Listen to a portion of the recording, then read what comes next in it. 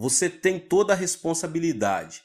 Se não desenvolver sua maneira de crer a fim de cooperar com Deus, ele será limitado. Deus é tão grande quanto você lhe permitir que ele o seja. Ele também é tão pequeno quanto você o obrigar a ser. Quando os pecadores vêm a Jesus, quebrados e infelizes, primeiramente lhes ensino que Deus habita em seu interior e que possui todo recurso em Jesus Cristo. Então procuro reeducá-los para que desenvolva seu coração a fim de cooperar com Deus. Todos, sem exceção, partem com nova fé e levam uma vida milagrosa e vitoriosa. Como é que este povo, se todos fossem realmente pobres e cheios de fracasso, pôde dar mais de 20 milhões de dólares à sua igreja de 1969 a 1977? Todos os anos damos cabos de nossos projetos, que geralmente custam de 1,5 milhão a 2 milhões de dólares. Estes membros podem dar porque foram enriquecidos e são sucesso tremendos porque sabem como obter a fonte de recurso. Mas primeiro devem ser limpos dos pecados da carne. A maioria das pessoas lutam com 4 pecados da carne. Pecados estes que devem ser vencidos antes que o cristão possa operar ativamente com Deus. Se não se livrarem destes pecados, seus canais serão tão entupidos que Deus não terá a oportunidade de fluir através deles. Descobri esses pecados durante os meus 20 anos de aconselhamento. Primeiro, as pessoas sofrem por causa do ódio. O primeiro pecado que examinaremos. Se conservar o ódio em seu coração, Deus jamais poderá fluir através de você. E esse ódio, esse espírito não perdoador, será o inimigo número 1 de sua fé. Cristo Jesus destaca esse fato em Mateus 6,14 e 15. Porque se perdoardes aos homens as suas ofensas, também vosso Pai Celeste vos perdoará. Se porém não perdoardes aos homens as suas ofensas, tampouco vosso Pai vos perdoará as vossas ofensas. Depois de pregar o 4º sermão no domingo de manhã, estou tão cansado que não desejo ver ninguém. Se alguém deseja falar comigo, primeiro tem de passar por minhas secretárias. Elas examinam cuidadosamente os pedidos. Se alguém consegue chegar à minha porta, é porque está em grande necessidade. Certo dia, depois de meu 4º sermão, um senhor bateu à porta do meu escritório. Abri a porta e ele entrou. Pensei que ele estivesse bêbado porque andava cambaleando. Sentou-se e tirou algo do bolso. Um punhal afiado. Fiquei atemorizado e pensei, como é que as secretárias deixaram-no entrar aqui? Ele carregava um punhal e assim mesmo o deixaram entrar. Eu estava realmente assustado e quando ele empunhou a arma, preparei para defender-me dizendo, não use essa faca.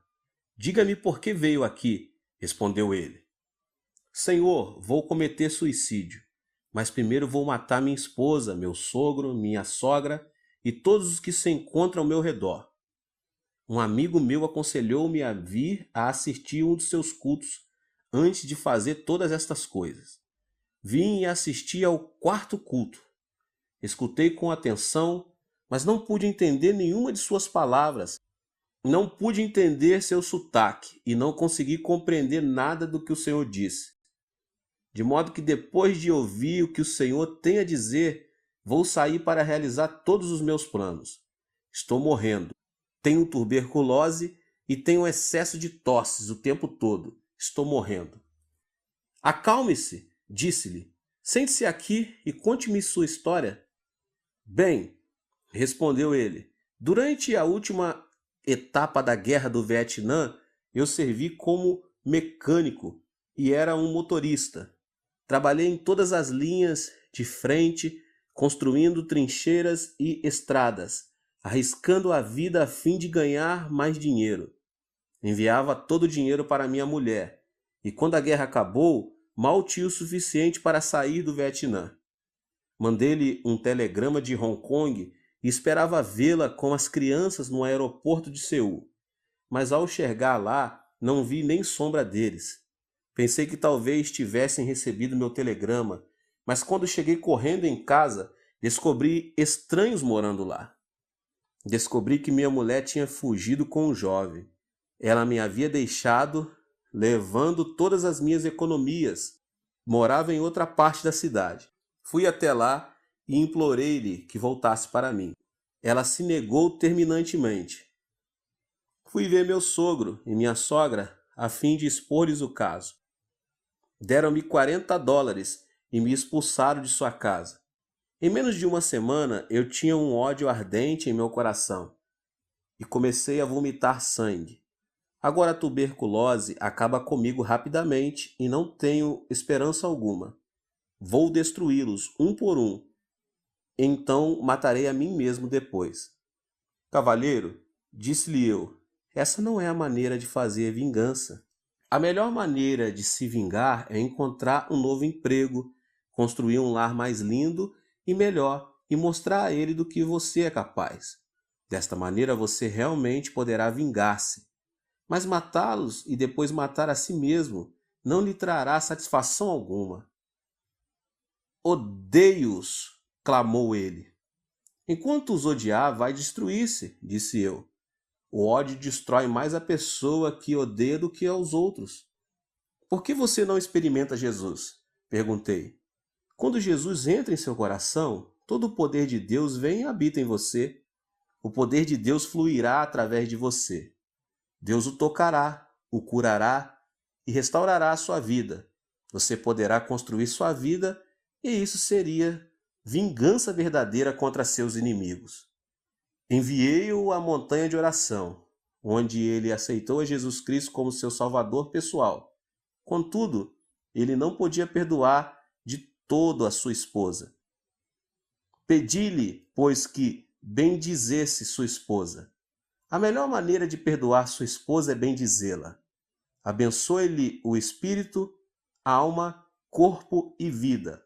Ore para que Deus abra as portas dos céus e derrame bênção sobre ela. Não posso abençoá-la, exclamou ele. Não a amaldiçoarei, porém não a bendirei. Respondi, se não a abençoar, não será curado. Ao abençoar, as bênçãos começam em você. Você vai aproveitar mais de suas bênçãos do que ela. Temos um ditado que diz, se deseja sujar o rosto dos outros com barro, terá primeiro que sujar suas mãos. De modo que, se amaldiçoar sua mulher, a maldição primeiro tem que sair de sua boca e você será amaldiçoado primeiro. Mas se abençoar sua esposa, a palavra de bênção procederá de seu coração, saindo-lhe pela boca e você será abençoado primeiro. Assim sendo, vá em frente e bendiga-lhe. Ele começou a abençoá-la, a princípio por entre os dentes, e orou, ó Deus, abençoa minha mulher, abençoa e dá-lhe a salvação. Ó Deus, dá-lhe a bênção. Ele continuou a bendizer-lhe e em menos de um mês foi completamente curado da tuberculose e sua vida foi transformada. O poder de Deus começou a emanar dele e sua face brilhava. Ao encontrá-lo um mês mais tarde, ele exclamou excitadamente, ó pastor Cho, regozije-me no Senhor. Louvo a Deus porque agora realmente aprecio de verdade a minha esposa. Foi por ela ter me deixado que encontrei Jesus. Oro por ela todos os dias. Renovei minha licença para dirigir tratores. Tenho um novo emprego. Estou construindo um novo lar e espero que minha esposa volte para mim. Este homem louvava ao Senhor. Ele construía sua vida através do poder de Deus que tinha começado a emanar de sua vida. Ele estava curado de espírito e corpo. Se não se livrar de seu ódio, não poderá entrar em contato com o Senhor. Quando você sair a pregar o Evangelho, deve ajudar as pessoas a compreender isto. Certo dia, uma professora veio ver-me. Ela era a diretora de uma escola e sofria de artrite. Tinha ido a todos os hospitais, mas não tinha sido curada. Impus as mãos sobre ela, orei e repreendi a doença. Gritei, fiz tudo o que podia, mas Deus não a tocou. Muitas pessoas tinham sido curadas na igreja, mas a despeito de tudo, ela não era curada. Afinal, comecei a desistir. Mas certo dia o Espírito Santo me disse: não grite, ore e repreenda. Não posso fluir através dela, porque ela odeia o ex-marido. Eu sabia que ela se tinha divorciado 10 anos antes. Então, enquanto ela estava sentada à minha frente, eu disse: irmã, por favor, divorcie-se do seu marido. Ela olhou para mim e disse: pastor, o que o senhor quer dizer com divorciar-se de meu marido? Nós estamos divorciados há mais de 10 anos. Não, não, não, estou, respondi-lhe. Oh, sim, insistiu ela. Sim, respondi, é claro que estão, legalmente. Mas mentalmente você nunca se divorciou dele. Você o amaldiçoa todas as manhãs. Todos os dias você o amaldiçoa e odeia. Em sua imaginação, nunca se divorciou do seu marido. Em sua mente ainda vive com ele. E esse ódio está lhe destruindo e secando-lhe os ossos. Por causa disto, sua artrite não tem cura. Médico algum pode curá-la. Retorquiu ela. Mas ele causou-me tanto prejuízo. Quando me casei com ele, ele nunca arrumou um emprego. Esbanjou todo o meu dinheiro, destruiu minha vida e depois foi viver com outra mulher. Como é que posso amá-lo? Respondi. Amá-lo ou não é problema seu. Mas se não o amar, morrerá de artrite. A artrite somente será curada pelo poder de Deus. O poder de Deus jamais cairá do céu como um meteoro a fim de tocá-la e curá-la. Não, continuei. Deus habita dentro de você. Ele vai emanar de seu interior e curá-la. Mas seu ódio impede o fluxo do poder de Deus. Por favor, comece a bendizer seu marido. Bendiga seu inimigo e faça bem a ele. Então aprenderá a amá-lo e criar um canal pelo qual o Espírito de Deus vai fluir e tocá-la. Ela tinha o mesmo problema do homem que sofria de tuberculose. Chorando, ela disse: não posso amá-lo. Pastor, por favor, perdoa-me. Não o odiarei, mas não o amarei. Você não pode parar de odiá-lo se não o amar, respondi. Veja seu marido através da imaginação. Toque-lhe e diga-lhe que o ama e o abençoe. Uma vez mais, ela relutava, de modo que fiz uma oração por ela. Ela chorava mordendo os dentes, mas afinal começou a sentir amor por ele e, orando, pediu a Deus que o abençoasse, que o salvasse e que lhe desse todas as boas coisas. O poder de Deus começou a fluir através dela e ela foi tocada. Em menos de 3 meses foi libertada da sua artrite. Sim, Deus habita em você, mas se você não se livrar do ódio, esse inimigo, o poder de Deus não poderá fluir por seu intermédio. Muitas pessoas vivem o temor. É nossa responsabilidade como cristãos ajudar essas pessoas a livrar-se deste medo, o segundo pecado neste grupo de 4 que estamos falando. Também já sofri de tuberculose. Sofri de tuberculose porque estava constantemente vivendo sob o temor da tuberculose. Na escola secundária, eu tinha uma aula na qual devia lidar com garrafas de álcool, com ossos e intestinos humanos. A simples vista dessas garrafas enchia-me de pavor. Certa manhã, o professor de biologia falava sobre a tuberculose. Naquela época não havia remédios miraculosos, e o professor disse que se contraísse tuberculose estaríamos perdidos, e nossos intestinos teriam a aparência do que estavam naquelas garrafas, para o resto de nossa vida. Falou dos perigos da tuberculose e no final da aula disse: há pessoas que nascem com tendência para a tuberculose. Homens com ombros estreitos e pescoços compridos são mais propensos a contrair tuberculose. Todos os alunos começaram a esticar os pescoços e a medi-los como se fossem cegonhas. Olhando para os meus companheiros, vi que eu tinha o pescoço mais comprido de todos. Imediatamente tive o pressentimento de que contrairia tuberculose. O temor oprimia-me o coração. Quando cheguei em casa, olhei no espelho, medi o pescoço a tarde toda. O temor invadiu-me e comecei a viver sobre agudo temor da doença. Quando completei 18 anos de idade, sofri de tuberculose.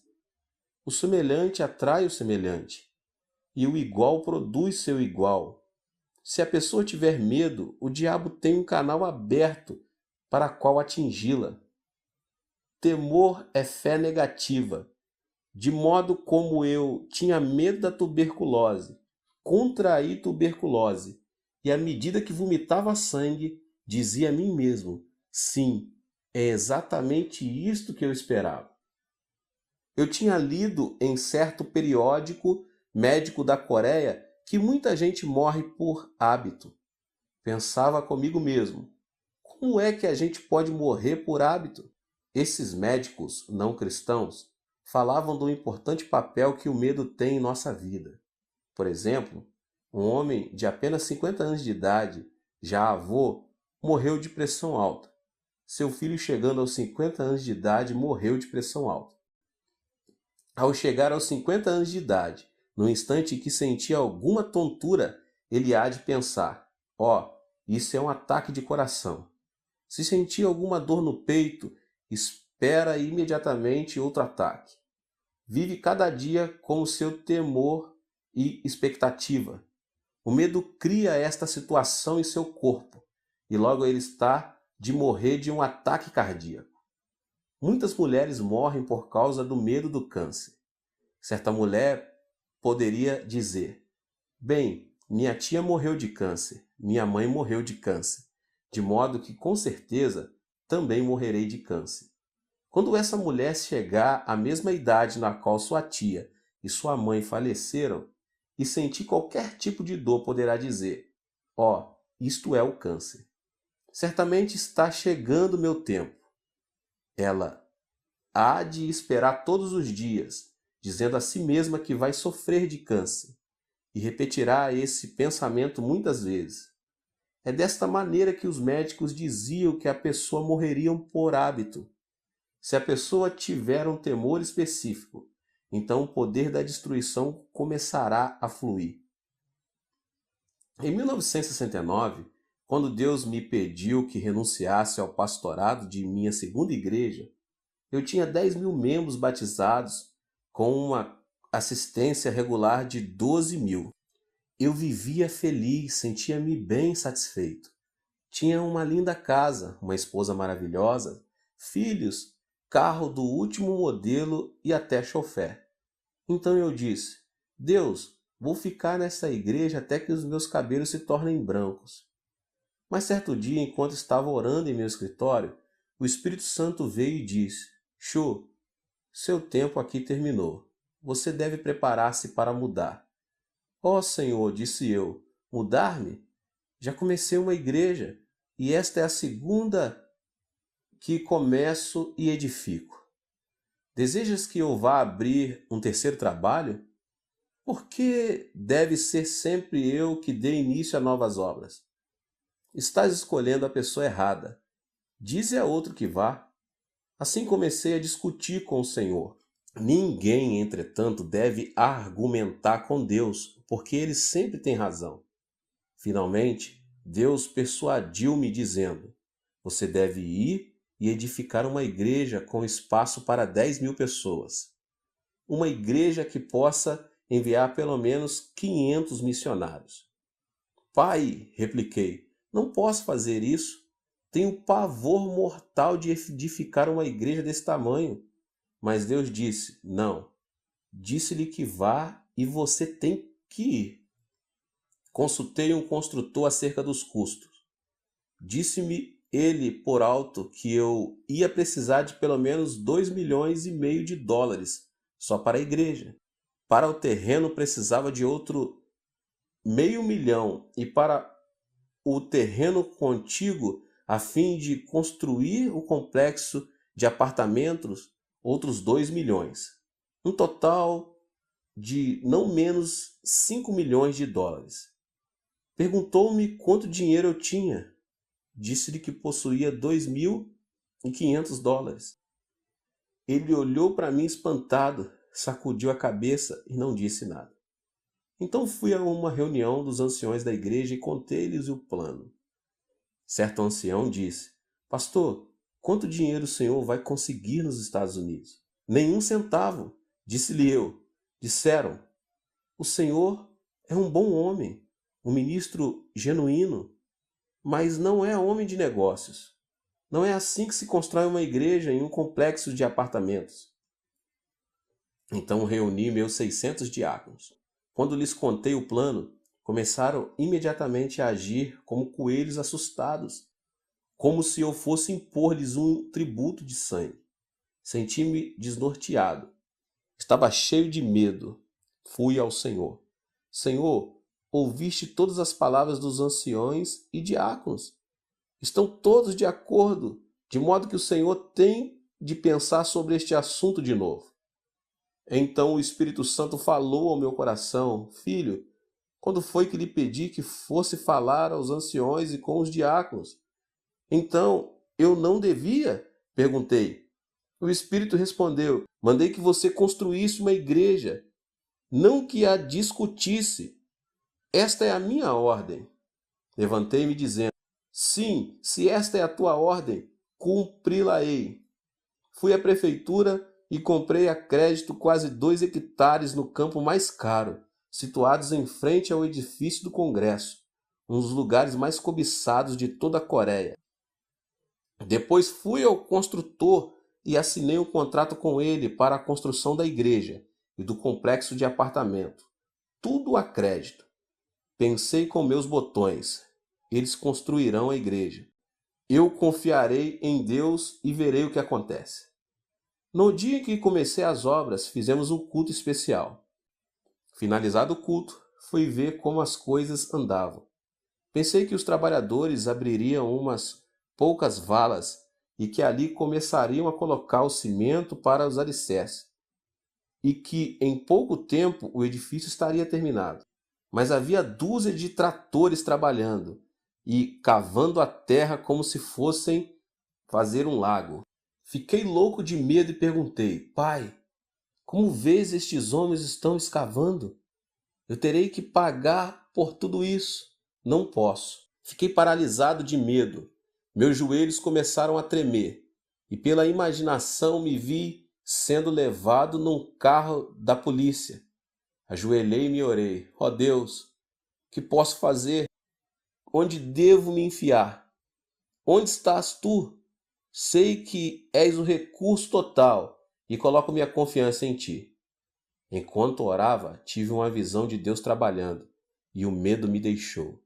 Quando abri os olhos e de novo vi as obras, voltei e senti-me cheio de medo. Por isso, durante o tempo que a construção durou, vivi mais com os olhos fechados do que com os olhos abertos. O mesmo princípio é verdadeiro em muitas situações. Se você olhar para as suas circunstâncias com seus olhos e com seus sentidos, Satanás o destruirá com temor. Mas se fechar os olhos e olhar para Deus, então poderá crer. Há 2 tipos diferentes de conhecimento: conhecimento sensório e conhecimento revelado. Devemos viver pelo conhecimento revelado, encontrado do Gênesis ao Apocalipse, não por conhecimento sensório.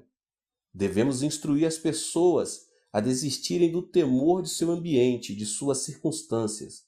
Se não o fizerem, não poderão desenvolver a fé, nem Deus poderá fluir através delas. Peça-lhes que lhes entregue seus temores ao Senhor. Ensine-lhes a colocar sua fé somente na palavra de Deus.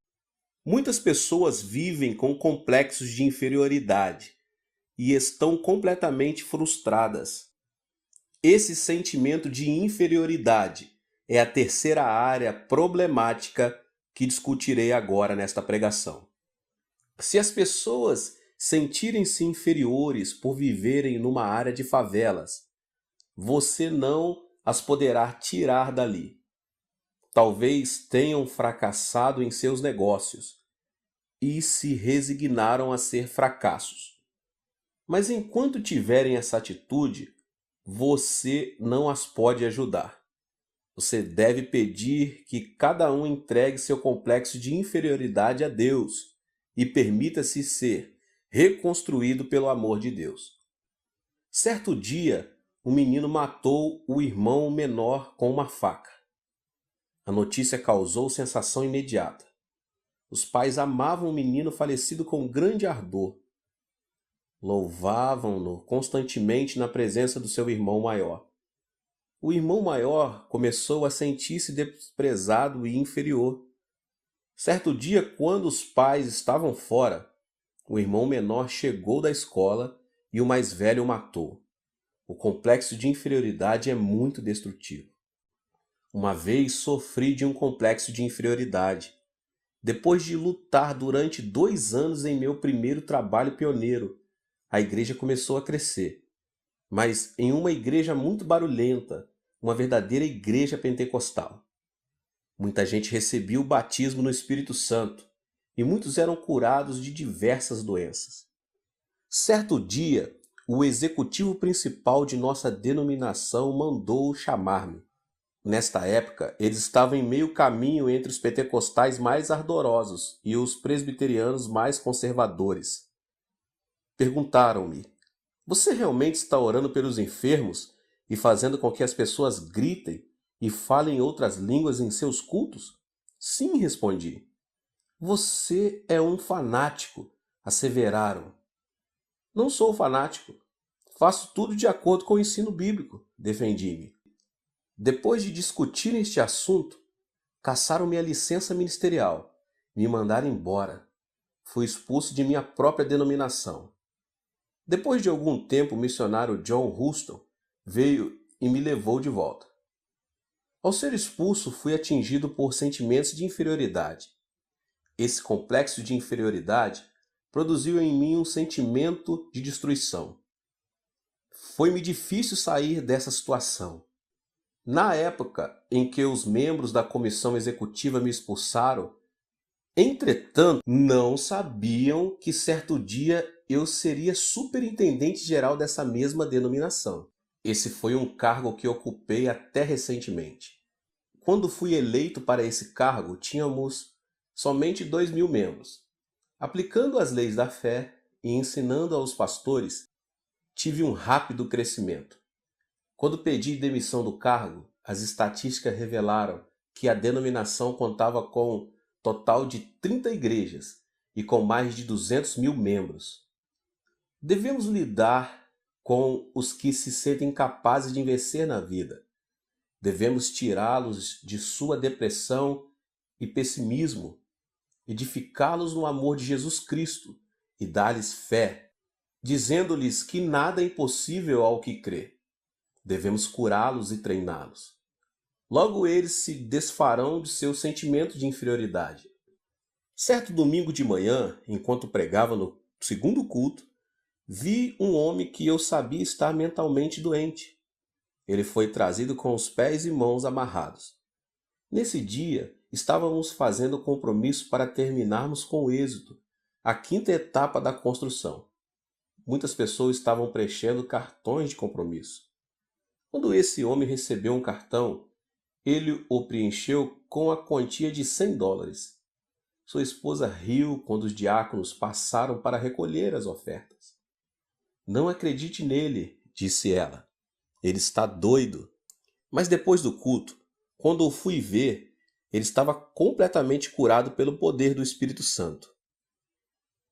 Estava de novo em perfeito juízo, plenamente consciente do que fazia e dizia. Tinha sofrido de um profundo complexo de inferioridade. Explicou: eu tinha uma fábrica de fertilizantes, mas fui à falência.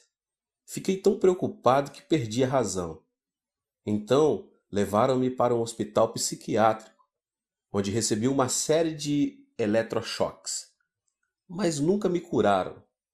Mas enquanto eu estava sentado ali ouvindo as suas palavras, subitamente saí de meu estado mental e tive consciência da realidade.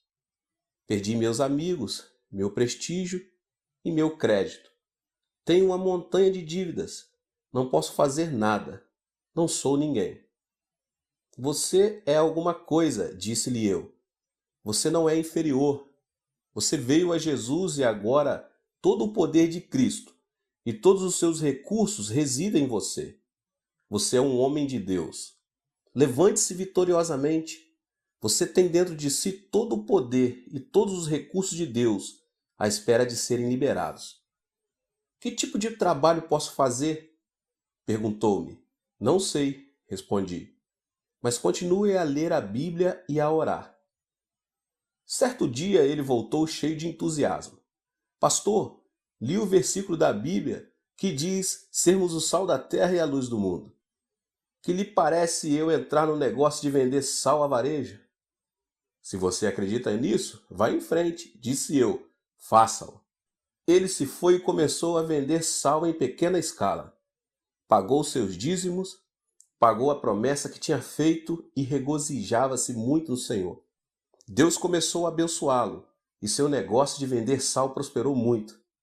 Com o passar do tempo, ele construiu um grande armazém à beira do rio, onde colocou um capital de $500 em sal. Mas certa noite de verão chovia torrencialmente e pela manhã, quando me levantei, a área toda estava inundada. O armazém dele estava inundado. Fiquei apreensivo. Nesta tarde, depois da parada da chuva, corri à casa dele. Outros artigos e materiais podem ser recuperados depois de uma inundação, mas o sal é o muito amigo da água. Ao entrar no seu armazém, vi que todo o sal tinha desaparecido. O homem, agora ancião de minha igreja, estava sentado no meio do depósito, cantando e louvando a Deus. Entrei sem saber se ele estava em perfeito juízo ou não. Cheguei-me a ele e perguntei: Você está bem ou está louco? Pastor, estou perfeitamente bem, sorriu ele.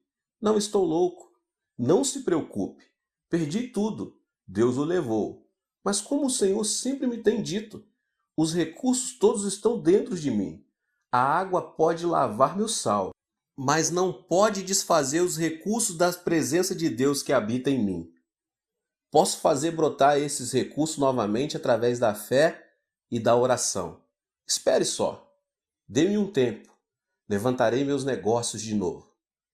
Já não sofria de nenhum complexo de inferioridade. Estava cheio de confiança. Hoje ele é um multimilionário e continua a vender sal. Também começou a fábrica de relógios e tem sua fábrica própria. Ele já me acompanhou a Los Angeles, a Vancouver e a Nova York. Recentemente fez uma viagem à Europa. Este homem é somente um exemplo de como podemos ajudar as pessoas a se livrarem de seus sentimentos de inferioridade, dando ênfase a todos os recursos de Deus que lhes estão à disposição. Muitas pessoas também sofrem de sentimentos de culpa. Este é o quarto problema que deve ser vencido antes que o cristão possa trabalhar ativamente com Deus. Pois enquanto a pessoa sofrer de culpa, Deus jamais poderá fluir através dela. Precisamos ajudar as pessoas a se livrarem de seus sentimentos de culpa. Precisamos fazê-las compreender que quando se sentem indignas e cheias de culpa, simplesmente poderão vir ao Senhor e Ele as limpará. Certo dia eu estava em meu escritório, quando entrou um lindo casal. O homem era uma pessoa muito elegante e sua esposa uma senhora adorável. Embora essa adorável senhora tivesse mais ou menos 30 anos de idade, parecia velha, emaciada e quase nem podia abrir os olhos. O marido disse: Pastor, minha mulher está morrendo. Já tentei tudo: psicologia, psiquiatria e todos os médicos, remédios imagináveis. Sou rico, já gastei milhares e milhares de dólares com ela. Mas os médicos não puderam fazer nada. Agora desenganaram-na. Ouvi dizer que o Senhor realmente tem ajudado muita gente e que muitos foram curados por seu ministério. Disse-lhe que tudo isso era verdade e olhei para ela procurando o discernimento e a sabedoria de que ela precisava nessa situação. Orei silenciosamente. Senhor, ela veio até aqui. Agora o que faço? Imediatamente a voz de Deus falou. Ela sofre de uma doença psicossomática. Não é uma doença orgânica, é mental. Pedi que o marido saísse do escritório e, voltando-me para a mulher, disse: A senhora deseja viver? É preciso que viva por causa de seu marido, pelo menos. Se a senhora tivesse de morrer, já devia tê-lo feito, pois agora tem 3 filhos. Se morrer agora, deixando os filhos para o seu marido cuidar, realmente atrapalhará a vida dele. Portanto, de uma maneira ou de outra é preciso que a senhora viva para o seu marido e seus filhos. Gostaria de viver, disse-me ela. Então posso ajudá-la, mas somente com uma condição. Deve contar-me sua vida passada, respondi. Ela se aprumou na cadeira e com ira nos olhos respondeu: Será que estou numa delegacia de polícia? O senhor é um ditador? Por que me pede isso? Isto não é um interrogatório e não tenho que revelar meu passado. Então não poderei ajudá-la, respondi. Se a senhora persistir nesse curso de ação, vou pedir que Deus revele diretamente as áreas problemáticas do seu passado. Ela ficou espantada e, tirando um lenço da bolsa, começou a chorar. Depois de um longo suspiro, disse: Pastor, vou revelar meu passado, mas não acho que seja esse meu problema. Sim, disse eu. Esta é a causa de seus problemas. Meus pais morreram quando eu era bem jovem e praticamente fui criada por minha irmã mais velha. Minha irmã era como uma mãe para mim e meu cunhado como um pai. Tomaram conta de mim e morei com eles durante meu tempo de ginásio, colegial e faculdade. No meu 3º ano de faculdade, minha irmã foi para a maternidade a fim de dar à luz seu último filho. Durante o tempo em que ela esteve lá, eu tomei conta da casa e das crianças. Sem saber o que estava acontecendo, meu cunhado e eu nos apaixonamos. Não sei o que aconteceu comigo, mas caímos num relacionamento imoral. Logo a culpa alojou-se em meu coração. Desse momento em diante eu morreria de culpa. Mas meu cunhado continuava a telefonar-me de seu escritório e constantemente nos encontrávamos em motéis, hotéis e estações de água. Tive vários abortos e ainda assim não podia recusar os pedidos de meu cunhado. Eu morria de medo de minha irmã descobrir. Por isso meu cunhado intimidava-me continuamente. Eu estava sendo destruída aos poucos. Ao formar-me, decidi que casaria com o primeiro homem que me propusesse casamento. Encontrei um emprego e o jovem que agora é meu marido pediu-me para que casasse com ele. Nada perguntou do meu passado. Aceitei porque assim me afastaria de meu cunhado. Casei-me com ele e com o correr do tempo ele se tornou muito rico. Demitiu-se do seu antigo emprego e começou o seu próprio negócio. Agora está rico. Temos um bom lar, dinheiro, tudo. Mas desde o dia em que caí com meu cunhado, tenho sofrido destes fortes sentimentos de culpa. Sempre que tenho relações com meu marido, sinto-me como se fosse uma prostituta. Não tenho o direito de receber o seu amor. Por dentro choro amargamente. Meus filhos são como anjos. Gostam de me abraçar dizendo mamãe. E odeio a mim mesma. Sou eu que sou uma prostituta. Não sou digna de receber este tipo de amor de meus filhos. Não gosto de ver meu rosto no espelho, e é por isto que me visto de maneira tão desleixada. Perdi o apetite e não sinto nenhuma felicidade ou alegria no coração. A senhora deve perdoar-se a si mesma, disse-lhe.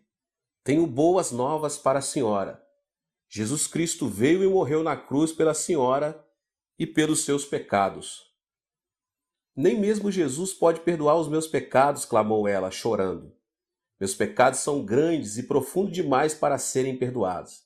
Fiz de tudo. Todo mundo pode ser perdoado, menos eu. Enganei minha irmã e não posso confessar-lhe o que fiz. Isso prejudicaria sua vida toda. Indaguei silentemente. Senhor, como posso ajudá-la? Tens de ajudar-me.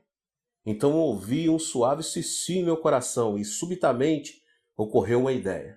Irmã, feche os olhos. Pedi-lhe fazendo o mesmo. Vamos até um lago lindo e silencioso. Agora estamos assentados à margem do lago. Há muito cascalho ao nosso redor. Tenho na mão uma pedrinha de cascalho. Por favor, apanhe uma pedra grande e joguemos o cascalho e a pedra dentro do lago. Vou jogar primeiro. Segure a pedrinha e jogue-a no lago. Ouviu o barulho da água? Um leve murmúrio e umas ondas. Onde está a minha pedrinha agora? Foi para o fundo do lago, respondeu ela. Certo, respondi. Agora é sua vez. Jogue a sua pedra. Sim, a senhora pode jogá-la. Muito bem. Qual foi o barulho dela? Foi grande e formou grandes ondas, respondeu ela. Mas onde está a sua pedra? Perguntei. No fundo do lago, respondeu ela. Bem, parece que ambas as pedras foram para o fundo do lago quando as jogamos. A única diferença foi o ruído e as ondas. A minha fez um barulhinho e a sua produziu um grande ruído. A minha produziu pequenas ondas, a sua produziu ondas enormes. As pessoas vão para o inferno com pecados pequenos e grandes, pois estão sem Jesus Cristo. E qual é a diferença? O ruído e a sua influência na sociedade. Todo mundo precisa do perdão de Jesus Cristo. O sangue de Jesus cura todos os pecados, grandes ou pequenos. Isto tocou-lhe a alma e ela despertou para a verdade. Quer isso dizer que Deus pode perdoar os meus pecados? É claro, respondi. Ela afundou-se na cadeira chorando e estremecendo. Tentei encorajá-la, mas ela continuou a chorar. Então coloquei a mão sobre a sua cabeça e levei-a a fazer a oração do pecador. Depois da oração, quando ela levantou o rosto, vi seus olhos brilhando como estrelas. De sua face começou a irradiar glória. Ela levantou-se exclamando, Pastor, estou salva. Todos os meus fardos foram desfeitos. Comecei a cantar e ela a dançar. Até este momento ela nunca tinha dançado de alegria perante o Senhor, mas neste dia ela pulava e dançava fazendo barulho que o marido escutou e correu para ver o que se passava em meu escritório. Ao vê-lo, ela correu para ele e abraçou com força. Ela nunca tinha feito isso antes e seu marido estava assombrado. Perguntou, o que o Senhor fez com ela? Deus realizou um milagre, respondi alegremente. E voltando-me para a esposa, disse, deve entregar todo o seu coração ao Senhor. Ele fez grandes coisas por você. Em breve, ela tinha livrado totalmente o seu sentimento de culpa. O poder de Deus emanou do seu interior e ela foi curada por completo. Esse casal agora é de minha igreja e sempre que olho para o rosto dessa senhora, não posso deixar de pensar no amor de Jesus Cristo. Agora ela não tem doença alguma, foi completamente curada. Ao soltar seu sentimento de culpa, o poder de Deus pôde fluir. Irmãos e irmãs, em Cristo, neste instante, vocês têm todo o poder de Deus dentro de vocês. Podem recorrer a esse poder por seus gastos, suas roupas, seus livros, sua saúde, seu negócio, finanças, estudos e tudo. Quando saírem para pregar o Evangelho, não estarão pregando um objetivo vago, uma teoria, uma filosofia ou uma religião humana. Na verdade, estarão ensinando as pessoas a destapar o manancial inesgotável dos recursos morais e espirituais. Estarão dando Jesus para as pessoas e, por meio de Jesus, Deus vem e habita em seus corações.